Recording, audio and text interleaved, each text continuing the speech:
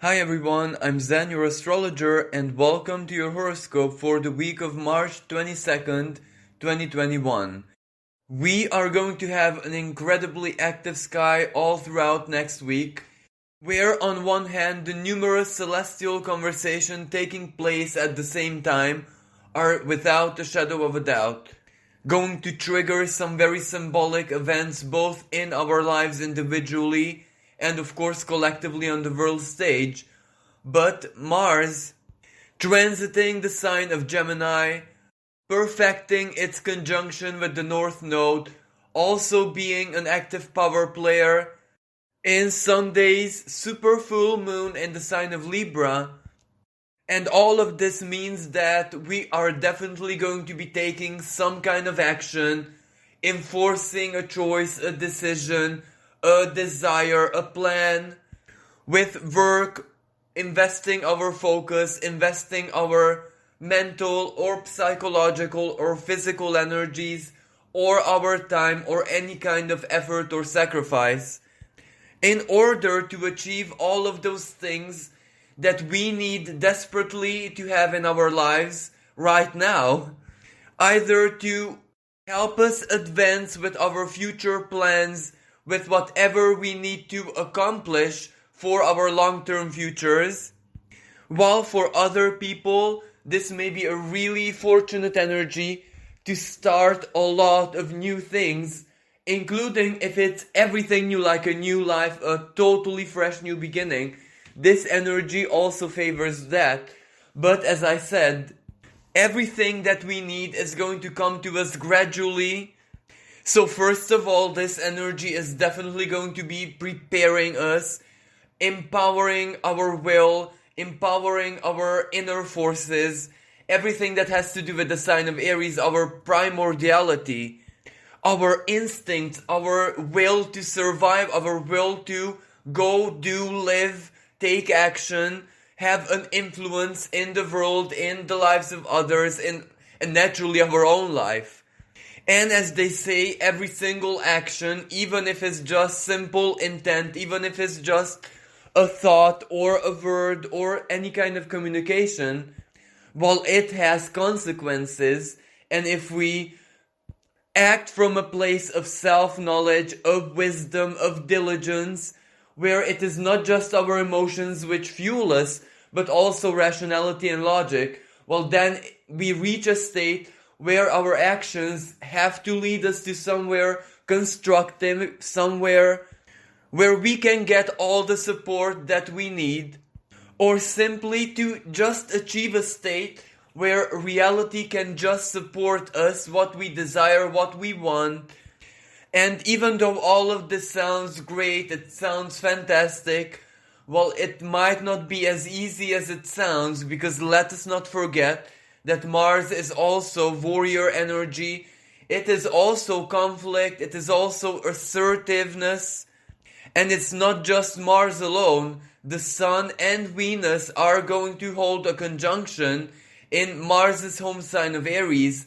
So this will kind of activate this assertive energy, this assertive vibe in so very many different ways.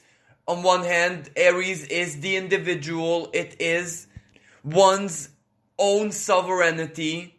But there is also Saturn in Aquarius, which kind of represents the unity and power of the people, but also the restrictions. Also everything that is limiting or challenging that in one way or another. And Mars, along with the North Node in the sign of Gemini, well, that represents the power of thoughts, the power of plans, the power of intellect, rationality, which influences so very many different things in life. For example, our mindset is a core building block to anything that we live and experience. And of course, what comes next is expression, so that is communication, either through writing, speaking, verbally, non-verbally, any kind of self-expression. Well, that is still communication. So words will have a lot of power next week. And just as there is a very benevolent, beneficial synergy between, for example, the Sun and Venus being in Mars' home sign of Aries, there is also going to be a not so favorable synergy between Mercury and Mars, because Mercury is the ruling planet of Gemini, where Mars and the North Node are in the present moment. And Mercury is in not the most favorable place in the sky. It is in its prison of Pisces. At least that's how it kind of feels for Mercury. And it also holds a conversation of tension with Mars. So that means angry words, angry communication, or practical information, data, the result of research, things or a greater truth surfacing from the past, and maybe not so distant past, maybe just the last couple of years, can shock us, it can unsettle us, awaken our more assertive feelings. And let's not forget that Pisces is the ruler of the 12th house, and there are a lot of secrets there. Yes, those kind of secrets are different than the Scorpio secrets, the 8th house secrets, where we have a great influence as well, where we are more or less power players. The 12th house kind of secrets are ones which either we truly wish to never ever expose, the rock that we basically carry forever in our hearts, but at the same time it is also vice versa, something that is kept from our sight, kept from our awareness. And since Mercury in this part of the sky, Mercury is the planet of the mind, it is communication after all, and sometimes that communication just surges up, it just comes as a total surprise and shock, and that is also what we might expect at the very beginning of the week, where Mercury holds a sextile with Uranus, its higher octave, and Uranus, it is the truth, it is objective reality, it is perhaps science, figures, facts. The cold, hard sword of truth descending upon anything which is perhaps veiled in a shroud of mystery. So that will definitely represent some kind of secret, some kind of revelation, disclosure, greater truth, surprising and shocking all of us. And since Pisces has secrets, well, we can imagine that one of these news or whatever is definitely going to be about the COVID, how it happened, what kind of research is more objective, more valid in a scientific way than another. And naturally, it will also spark conspiracy. And Mercury will hold this square with Mars, so that means clashes, angry words, perhaps where fate, as in Pisces, is going to be battling Gemini, science, fact, the figures, the numbers, the result of research, and without a doubt we can envisage quite easily where all of this is leading us. Well, it is basically a spark up or a touch of gasoline onto this ever-burning fire of rage which people are feeling with all these restrictions and all this, let's say, mass psychosis that this COVID situation turned into.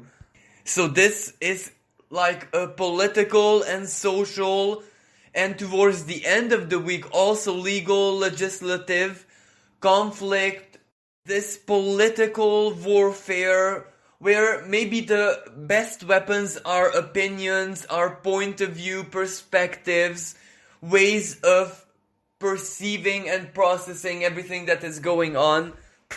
Well, it is these which are ultimately going to be clashing, where also the long-term square between Uranus and Saturn also speaks about the revolutionary, perhaps vision, life, philosophy, everything that has to do with our inner values, just erupting and forcing certain rules, traditions, and customs, which always used to govern society, like Saturn in Aquarius.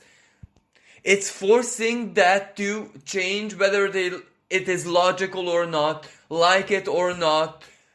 What people desire ultimately has to be the greater truth, regardless if it's logical, rational, or not. If people desire a lot of people, if citizens desire a certain, let's say, course of action, one way or another, they are definitely going to achieve their wills. And this is exactly what next week's sky is foreshadowing, telling us that maybe the greater truth of how it happened, why and how, doesn't matter as much as how people would like to cope with it. And if they want to choose less restrictions, if that is their truth, if that is what the majority desires, well, they are definitely going to achieve it, either legally, where the super full moon in the sign of Libra is definitely going to be a very important moment from a legal, legislative perspective. That is when everyone is going to be taking equality, equity, non-discrimination, human rights, basic liberties, etc. way more seriously than until this present moment. Perhaps the fact that new types of medication and a lot of alternative solutions appeared, and they are more valid than not. They do work, they do help, they do provide solution, at least for a lot of people. And that is a game changer, but we can only experience how it changed the game in the present moment, when because of those alternative solutions, the fear is subsiding and it is replaced by the sovereign will, what people truly desire and how they envisage the future. So this is basically when all of that massive inner work, contemplation, figuring ourselves out, figuring life out, figuring the future out, that we have been invited to do ever since the beginning of December, all until this present moment. Well, this is where it kind of makes sense, because it led us here to know what we desire without a shadow of doubt. When we kind of feel what we truly want in our guts, even in our bodies, in our instincts very intensely, exactly the Sun conjunct Venus in the sign of Aries, well, that is no longer susceptible to negotiation. That's no longer susceptible to second thought. The will, the desire, everything that we love, Venus, is there. It is crystal clear, because ultimately, whenever the Sun conjuncts any power player in the sky, in our case Venus, well, it adds clarity, it adds the light of consciousness, being able to perceive it and process it, contemplate, philosophize, call it whatever you want, but still it leads us to a certain kind of clarity. And when this clarity is within our instincts, when it is in the lowest parts of our being, well, it cannot be more aligned, it cannot be more crystal clear than that, because this is no longer inner soul searching. This isn't like having to retreat in solitude and think about life, etc. This is where we just feel it without any reason, and whenever we feel something this very strongly, well, that will ultimately lead to action, to choices, to expression, to working with our feelings. And also, this is where the beginning of the week makes so much sense. The Sun and Venus freshly entered the sign of Aries. From an astrological perspective, at least in tropical Western tradition, it is the beginning of the new cycle of the next 12 months. It is also equinox, so the veil between the worlds is that much thinner, and it's the first beginning, the first equinox after December's great conjunction. So basically this period is the true opening of this new paradigm. This is where at least in this springtime, all of us can experience a new beginning, a new birth of whatever we desire, of whatever seeds we planted into the universe. Or it can simply be a rediscovery, reinvention, rebirth, everything that has to do with something new and fresh, or a totally different way of looking at things, living life, working with what we have. And this energy of new, of the next, of being born, basically, is affecting us both individually and collectively. So we can see a lot of new things, or a permanent transformation change to certain situations entering reality at this time. And when there is a flow of new, when there is a flow of the fresh, of the next, well, even the most, let's say, insignificant gestures are still very inspirational whenever we can feel collectively that new is flowing into our lives.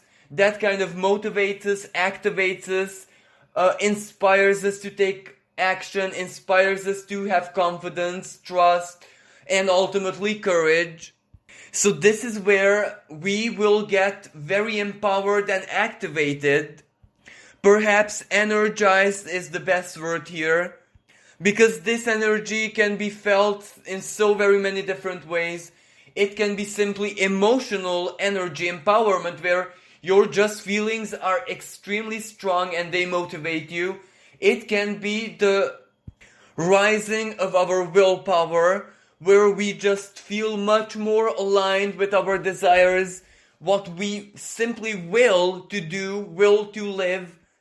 And this makes certain things, for example, complicated choices and decisions, much more easier, because if what we want to accomplish, where we want to go in life is that much clear to us, then, even the most complicated choices will have to be made out of gut. And when the ruler, let's say, of that gut, Mars, speaks in harmony with Saturn, supreme harmony, then usually the gut is right. It can also help us, like, psychologically, spiritually. In the same manner, we just have faith in what we want. We just have faith that the universe will ultimately conspire in our favor and guide us to where we need to be. And when we start seeing signs of this happening, well, that inspires us, that motivates us, that kind of energizes us in so many different ways. And as I said earlier, Mercury sextiling Uranus, its higher octave, is gonna provide a different kind of motivation in the forms of surprises, secrets coming out, but it can also be personal epiphanies. It can be your dreams foreshadowing the future, preparing you for something. It is also very, very strong intuitive energy, where you can, one way or another, just gaze into the future and just anticipate what might be coming, especially the unexpected parts.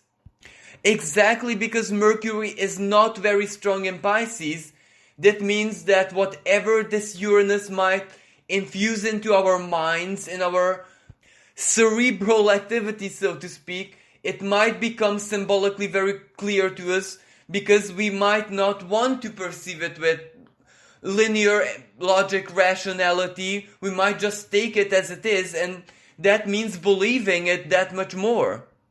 Let's just say that maybe one of these nights you're gonna have a very, profound dream which leaves a big impact on you, that you're gonna achieve something that you've always dreamed of. Well, you can imagine that that will leave an impact, a positive impact, a motivation fueling you to, make choices and take action in this sense, and that's gonna be much more empowered. This is, for example, one way this can play out in your life. Or Mercury in Pisces, it can be people from the past. Someone who was a relevant, let's say, helper, guide, teacher in your past, coincidentally sending you an encouraging or motivational message that can also have a really powerful impact, and it can just inspire you more than anything in the world. But ultimately it is Mars who kind of is responsible for the action, for the dynamism of the events, because it holds a lot of important conversations all throughout the week. At the very beginning of the week, it perfects its trine with Saturn, a trine of supremely harmonious celestial dance. It is basically accomplishing what you worked for. It is the power of words and communication, what you communicated, what you shared about yourself, how you spoke about yourself is ultimately gonna be rewarded.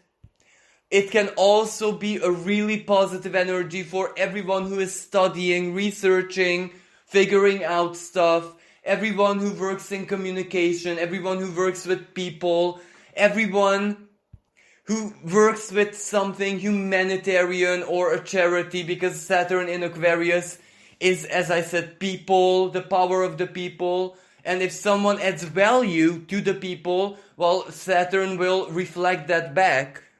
It can also be help reaching you from unexpected places, maybe your friends, maybe new friends, new social connections, new professional connections. A teacher, a mentor, a highly influential person entering your life and giving you power or means to accomplish your desires.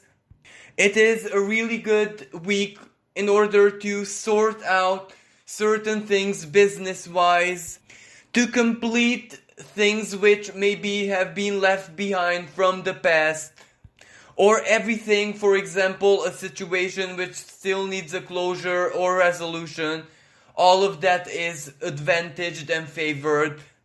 And of course, it is a really good period because of the Sun and Venus in the sign of Aries for everything that is fresh and new. If you wanted and been planning to start something, and you have been working towards this new beginning, this new start, but things didn't come together as you planned, and you are still waiting for certain elements to fall into place so you can actually start it, you can actually live it, experience it, work with it. This is also a very favorable celestial conversation to basically give you what you need to start your new beginning, to start your project, to start your work, business, or whatever that may be.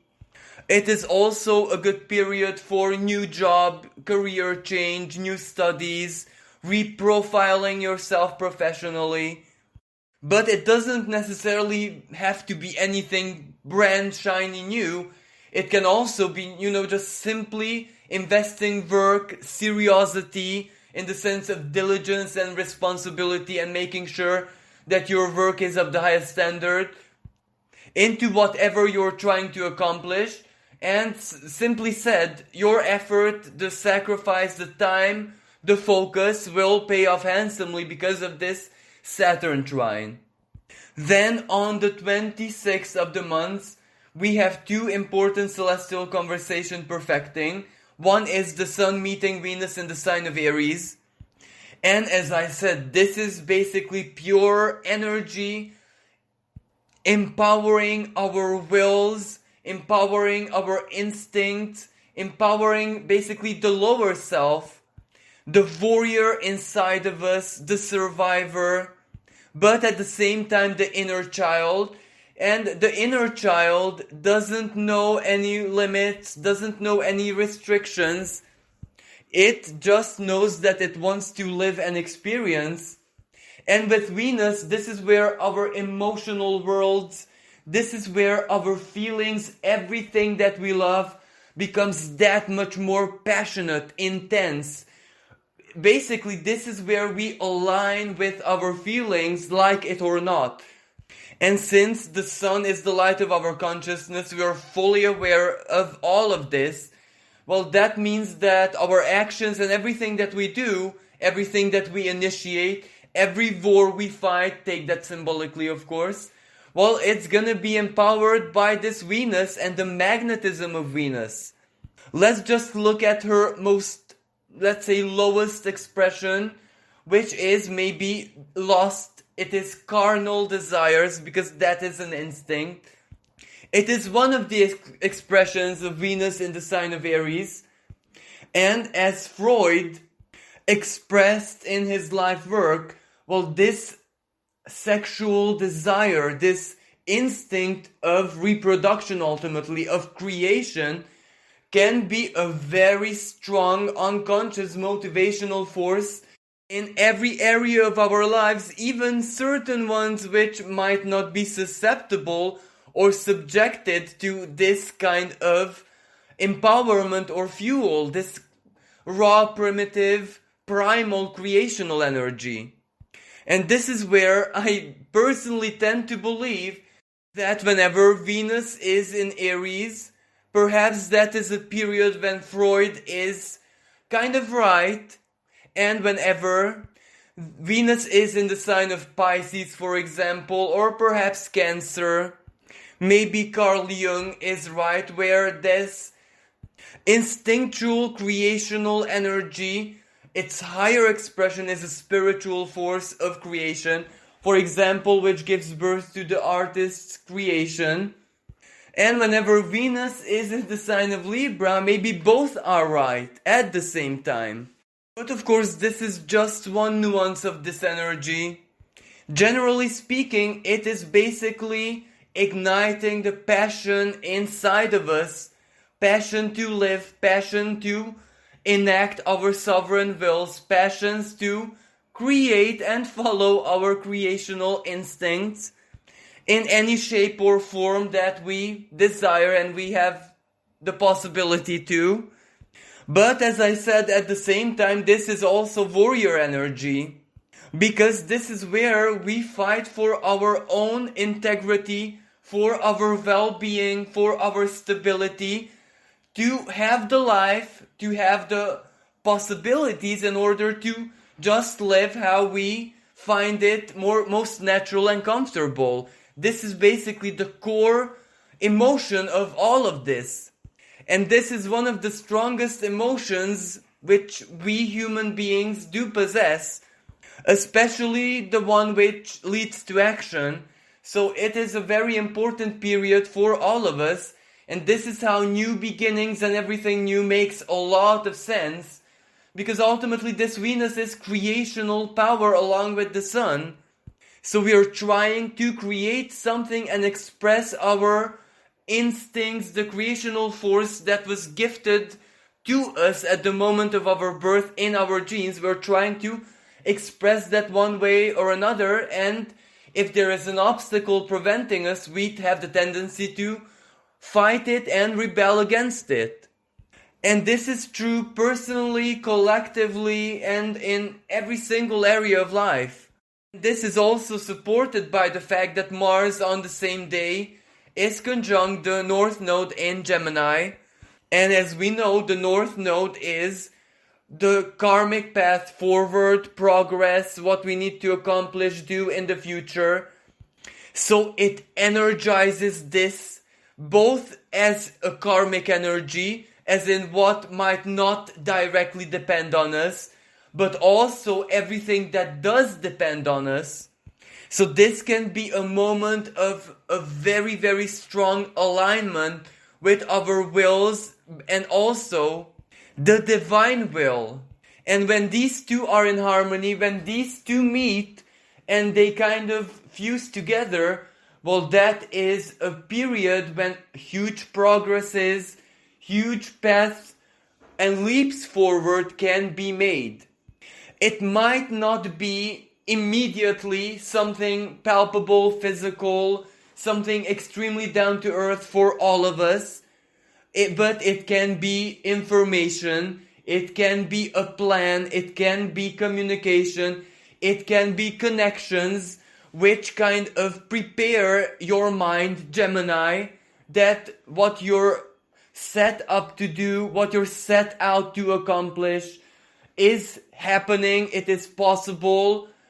The pieces of the puzzle are falling together. It will create a picture in your mind which can simply be empower you, because it is the blueprint of your plans. And just like an architect, before the building is even designed in 3D software so you can look at it how it will potentially look like. They still have to make the calculations, make the drawings, make, the blueprint the classical way, where they just have to think it out and create the harmonies, adjust the elements, etc. We are kind of receiving, symbolically to be understood, of course, the calculations, the measures, where certain direction is likely to be taking us, what it is that we might need to do. And when all of this becomes crystal clear in our minds, when we have a picture, when we have this blueprint, well, it will just start building itself up almost automatically, almost on autopilot. But of course, we must not forget the trine Mars holds with Saturn, the planet of manifestation. So a lot of us might actually have everything that we need physically, one after another, just manifesting in our lives. Or each inspired action is going to show signs of fruition. So this is really a good and positive energy in the overall sense. But of course, we are talking about Mars, and as we know, Mars has other sides and qualities. So it means a very strong assertive action, assertive desires. It means the fire of passions and war, perhaps, being much more ignited than any time else, because ultimately Mars and the North Node, all of us will, one way or another, however it uniquely fits our situation, be kind of inspired, energized to fight, to do, to achieve, to accomplish. And when it is an obstacle that stands in our way, in the way of our ultimate happiness, achieving our goals, making progress, well, then we tend to fight it, regardless of what shape or size or whatever it is.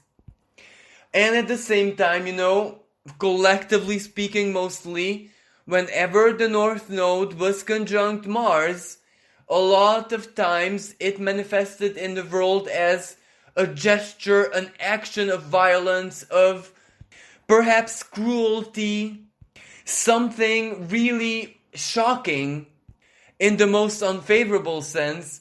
Like an example is 9/11. But let's just hope that this is not gonna be a case right now. It's not gonna be how these energies are manifesting. And the reason why I'm mentioning this sort of event is because if Mars is conjunct the North Node, that automatically means it opposes the South Node in Sagittarius, and Sagittarius can be about the law, legal issues, international travels, human rights. This is where it's the international legislation. It is something that affects the whole world. For example, human rights issues, children's rights, etc. And another expression of Sagittarius is travel, especially long distance travel. So maybe issues around travel are also going to be a key factor. And last but not least, it is religion, and South Node in Sagittarius has religious dogma, fanaticism, unhealthy faith written all over it. So a South Node is also a karmic challenge, perhaps, a karmic test to see how well we learned lessons of the past. And when Mars energizes it, well, if the North Node is everything we need for progress, information, connections, communication, well, then the North Node can mean everything that we may not bring with us into the future. And those things have to be crystal clear in our minds as well. And sometimes it is fanaticism, dogma, like very rigid principles that we are not allowed to take with us into the future, into the new paradigm. So this might be a karmic reminder that we need to kind of lose the rocks, the boulders, the heaviness of the past, everything that kept us in chains. But again, if this energy plays out as legal action, well, that is one of the most favorable expression possible, because that is why a court of justice exists, so that wars can be fought there ideologically and not physically. So, we can expect a lot of issues being raised in court, a lot of court cases regarding justice, human rights, equity, etc., and travels. But we might also see maybe an act of terrorism, maybe some kind of cruelty and violence, a gesture, something symbolic to shock all of us and remind us that faith needs to be kept healthy. It needs to be kept, so it can serve the greater good and not something which no longer belongs in our lives collectively. But let's just hope that is not the case, and it's not gonna be the case. On the 27th, we have a T-square between Mars and Mercury and Neptune in the sign of Pisces. This ongoing verbal battle and social media battle, ideological battle energy, and the moon in the sign of Virgo, which means the moon is going to be opposing Mercury and Neptune. Now this does mean some kind of anger, this means some kind of frustration, especially collectively speaking. Maybe people are going to be angry about certain things that are going to be revealed with this coronavirus situation, because as I said, Mercury and Neptune can represent the secrets, but also illusions, lies, deception. And if lies and deception become clear to all of us, well, of course people are going to be angry of why they have been lied to and why they have been deceived. It can also be some kind of new situation with this whole COVID coming to surface, because Virgo and the moon in it is microorganisms, it is the living earth, it is the physical body and everything that has to do with microbiology.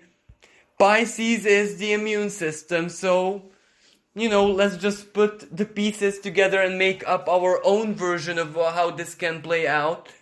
But it can be a potentially really stressful day, the 27th. So just breathe, just live life as best as you can from your heart space. And that might give you everything that you need to cope. And in order to, preserve this wonderful energy of Venus, Sun in Aries and Mars conjunct the North Node. And just progress, just believe in your goals, just believe in what you want to accomplish, just go on your path, stay and stick on the road that you have chosen, and not allow any external drama or anything that other people might tell you to unsettle you and just stop your wonderful progress. Now finally, at the very end of next week on the 28th, we have a really powerful super full moon in the sign of Libra. Super full moon in the sense that the moon is that much closer physically to the earth, so it's going to be really influential.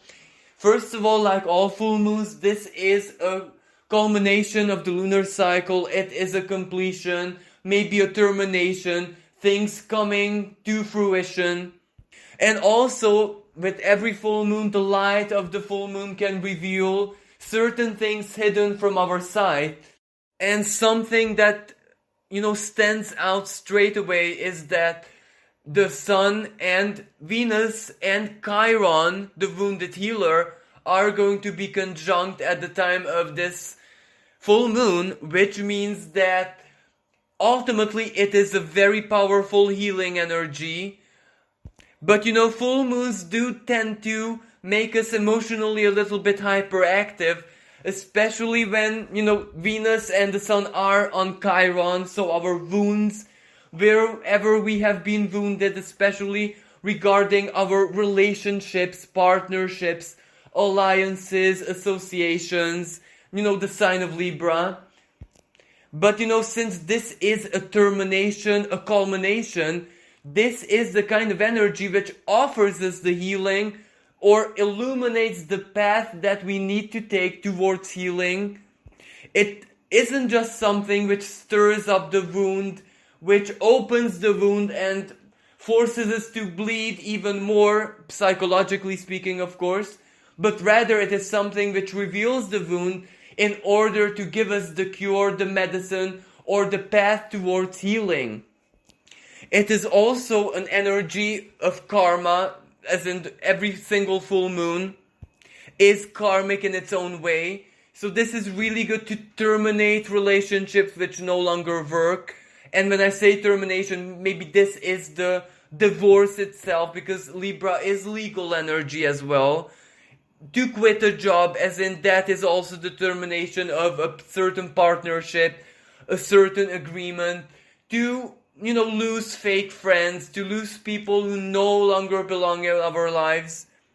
But at the same time, it can also be taking something which is actually working, which is the solution to our problems, as in a partnerships, an alliance, an association, to the next level, because this is also one of the symbolisms of any full moon, things reaching maturity, things being ready to be taken to the other level, or the wisdom and the truth of how maybe taking a partnership, an alliance to the next level would serve our greatest good for the long term.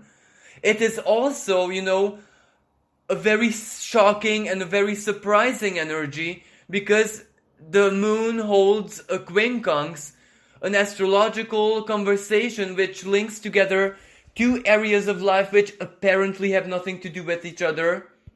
But this is where Uranus in the sign of Taurus can also be self-worth. It can also be your inner values all of a sudden connecting to the values of another person which you might not have considered as a valuable partner in any sense of the word.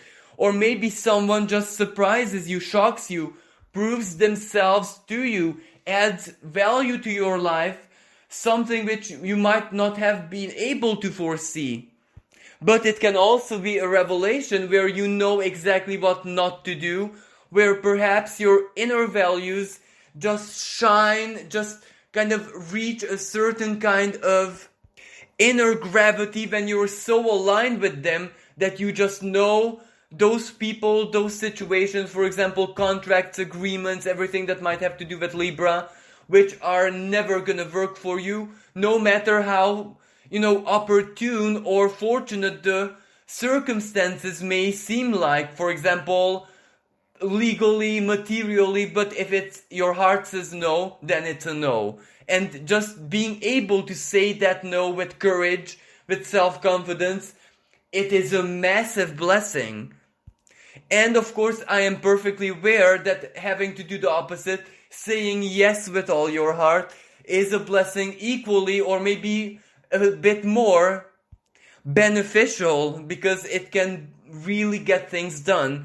But don't be discouraged, even if your heart screams at you not to do something. That is also a blessing, because it might prevent big complications, or it might prevent minor opportunities, taking away the bigger ones that are coming. But regardless of how this manifests, well, it still has a healing quality to it.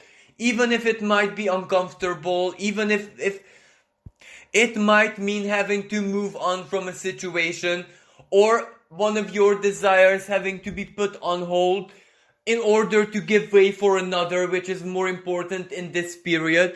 Still, it is still towards our greatest good, because the most important celestial conversation that this full moon is going to be holding is a grand trine, a grand air trine. So that is supreme harmony, that is a major blessing. And this grand trine is between Mars in Gemini and the North Node, so our futures, whatever we have to do, our future plans as well, and it's also karmic, so it is also where the universe is guiding us towards. So not just our own wills without any kind of inspiration, it is basically us and the divine will working together in the best possible sense of this energy. Of course, not everyone might be able to, achieve this state of alignment, yet still the guidance will still be there. All we need to do is just ask for it and open our hearts to receive it. And then there is the trine to Saturn. Saturn is manifestation. It is ultimately a different kind of fairness, different kind of equality, where it might be, what is possible right now, the best possible scenario. It may not be perfect, it may not be 1,000,000% according to what you think you deserve or divine justice, yet still, it is still something that we can work with. It is still something that offers us valid, palpable options and opportunities, those ones which we can actually turn into values. The quincunx with Uranus in Taurus. Something that we may not see as ideal right now may actually turn out to be more than ideal for the longer term future. And that is what Saturn is in Aquarius. Our future groundedness, stability, structure of our lives, our minds, our way of thinking, even worldviews and life philosophies. So that is the kind of structure that we truly need in our lives. But how this is likely to be playing out on the world stage, that is a totally different subject, because as I said, the sign of Libra has a lot to do with justice, court cases, equality, equity, fairness, morality. And with Mars in the picture, that definitely means action. That definitely means negotiation, talks, discussions, the evolution of certain legal cases which are already dealing with this. So this full moon might shed light on what to expect to happen next in our lives politically and legally. The sign of Libra is also diplomacy, it is also ambassadors, representatives, and on the international stage this can represent alliance between nations and countries. So this is also a major subject and an ongoing theme. Maybe new alliances are going to be formed, or maybe old alliances are going to break up and reconfigure themselves. But, this quincunx with Uranus, well, regardless of how negotiations and talks and discussions and, the evolution of court matters are going to go, if they might affect money, material well-being of people, nourishment, and equality with all of this material resources and their repartition, well, spontaneous, unexpected uprisings and rebellions, maybe revolutions might just pop up out of nowhere. Well, this concludes your horoscope. I do hope that you enjoyed it and you found it useful. Thank you for all your support, all your kind comments, all your likes and shares. And if you'd like to keep on supporting my work and my channel, feel free to make a donation. You can find the PayPal link in the description below. Thank you again. Wish everyone a wonderful week. Until next time, bye for now.